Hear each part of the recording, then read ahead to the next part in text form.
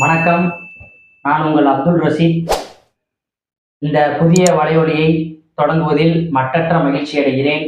இந்த புதிய வலையொலி தொடங்குவதற்கான காரணம் என்னவென்றால், அடக்கி ஒடுக்கி வைக்கப்பட்டுள்ள தமிழ் சமூகத்தில் அநீதிகளுக்கு எதிரான எனது கருத்துக்களை பதிவு செய்வதற்காகவும், நாம் தமிழர் கட்சியின் அரசியல் சார்ந்த நிகழ்வுகள், மக்கள் சார்ந்த போராட்டங்கள், ஆர்ப்பாட்டங்கள், தமிழ் தேசிய ஆளுமைகளின் நேர்காணல்கள், நாம் தமிழர் கட்சியில் அரசியல் ஆளுமைகளின் நேர்காணல்கள் இந்த வலைவலியில் ஒளிபரப்பப்பட இருக்கிறது.